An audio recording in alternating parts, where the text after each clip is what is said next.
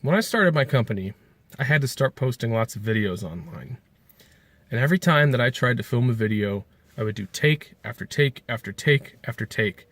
And I would get angry because the video was never perfect. It was never just the way I wanted it. I would say something wrong. I would mess up the intro. I would look stupid. It didn't really matter. There was always something wrong. And that's true for everything. I really noticed it with the videos, though, because at the end of the day, I had 10 to 25 new videos on my phone. Each one was 30 seconds to 5 minutes long, and I hated all of them. It took me a little while, but I eventually realized I was doing this with everything. It didn't matter if it was steps towards working on my website and getting better at web building, or if it had to do with my accounting and my bookkeeping. It didn't matter what it was. I was taking too much time, too many steps, and I was never satisfied with what I was doing. I was being a perfectionist. And being a perfectionist, borderline obsessive perfectionist, is a blessing and a curse, because you want to do everything with the utmost quality, and you want to deliver a perfect product that you truly love, that really speaks to you, that you feel is exactly what you wanted. But it's really hard to get that. And if you don't get that, you don't get anything. It's always been the world or nothing with me. And all I had to do was just film a video and release it the way it was. And once I did that, once I posted it, I felt tremendous relief because it was good enough. It was me. I said a couple things wrong. I made some mistakes, but the video was perfect.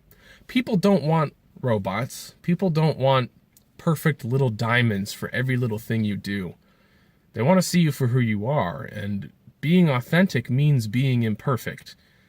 Because after all, perfect is an ideal. It's not real.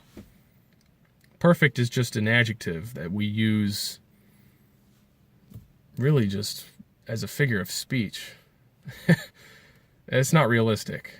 And if you are a perfectionist, and if you spend too much time trying to make things just right, rather than doing things good enough or okay enough, where you can build up off of them and make things better slowly over time, you're doing it wrong. Do things at a level that you're comfortable with, that's good enough for the target audience or the purpose that you're trying to do it for, and go from there. Get better slowly. You don't take your first steps right away when you're a year old or when you're 2 years old. You're not walking perfectly. You don't learn how to spell right off the bat. It's a slow process. You're going to misspell a lot of words. You're going to fall over a lot of times. And that's true for everything. There is a learning process. There is a working process involved with everything. Remember that, especially fitness, especially building a business. There's a process. And if you try to break that process by skipping it, you're going to sabotage yourself, because that's just frankly not how it works. And learn from me. If you have to learn this lesson yourself, that's fine.